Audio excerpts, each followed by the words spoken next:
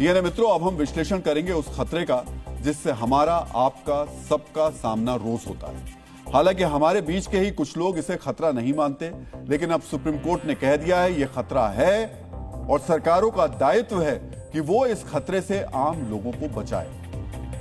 मित्रों, stray dogs को लेकर सुप्रीम कोर्ट ने आज बड़ा फैसला दिया और डॉग लवर्स से बड़े सवाल भी किए। सबसे पहले आपको बताते हैं कि आज स्ट्रे डॉग्स को लेकर सुप्रीम कोर्ट ने क्या कहा।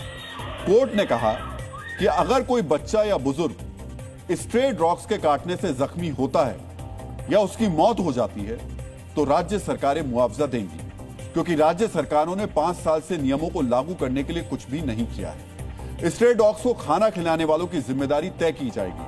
अगर आपको इन जानवरों से इतना प्यार है तो इन्हें अपने घर पर क्यों नहीं ले जाते। सुप्रीम कोर्ट ने सुनवाई के दौरान कहा कि डॉग्स में खतरनाक वायरस होता है जिसका इलाज नहीं है।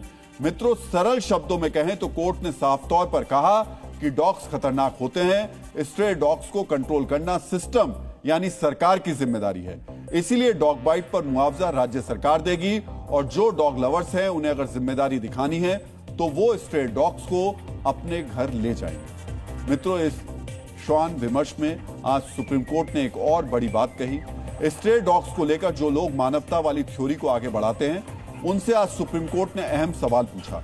डॉग लवर्स की तरफ से कोर्ट में कहा गया कि स्ट्रे डॉग्स का मामला एक भावुक मुद्दा है।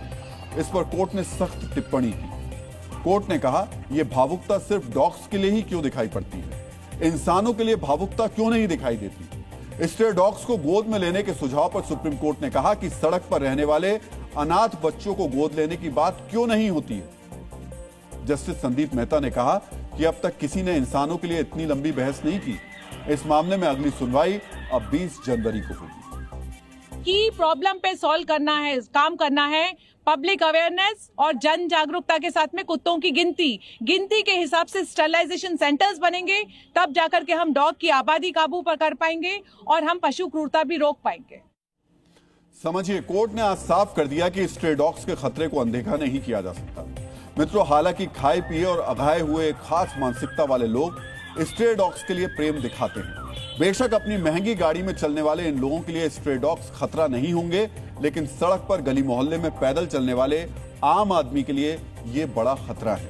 ऐसा खतरा है कि आम आदमी एक दिन में कई बार इस खतरे का सामना करता है। मित्रों, एक रिपोर्ट के मुताबिक भारत में डॉग्स की संख्या करीब 9 करोड़ 50 लाख है। इनमें से करीब 4 करोड़ पालतू डॉग्स हैं और करीब 5 करोड़ 50 लाख स्ट्रे डॉग्स हैं।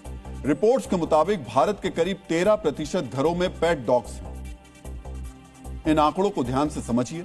देश में करीब 31 करोड़ परिवार हैं, उनमें से करीब 13% यानी करीब 4 करोड़ घरों में पेट डॉग्स हैं। और आबादी के लिहाज से देखें तो भारत में हर 15 आदमी पर एक डॉग है। और सुनिए, जो लोग डॉग्स को लेकर आंसू बहाते हैं, जिनकी भावना डॉग्स को लेकर उफान मारती है, उनकी पसंद आप जानेंगे तो आश्चर्यचकित हो जाएंगे। मित्रों, डॉग्स पालने वाले 30% लोग जर्मन शेफर्ड, 23% लोग Labrador retriever, 7% bulldog, 7% golden retriever पालते हैं। इतना ही नहीं, कई लोग pitbull, Rottweiler, Japanese Tosa, Dogo Argentino जैसे शिकारी नस्ल के डॉग्स भी पालते हैं। समझिए, जब डॉग्स पालने की बारी आती है तो ये डॉग लवर्स विदेशी नस्ल को चुनते हैं, क्योंकि ये इनके लिए स्टेटस सिंबल होता है। ये विदेशी नस्ल के डॉग्स को घर में रखते हैं, लेकिन प्रेम दिखाते हैं सड़क पर घूमते भारतीय नस्ल के स्ट्रे डॉग्स पर। हालांकि उन्हें घर में नहीं रखते हैं। यही स्ट्रे डॉग्स आम लोगों को काटते हैं और जब कोर्ट इन्हें खतरा बताता है तो ये श्वान प्रेमी विलाप करना शुरू कर देते हैं।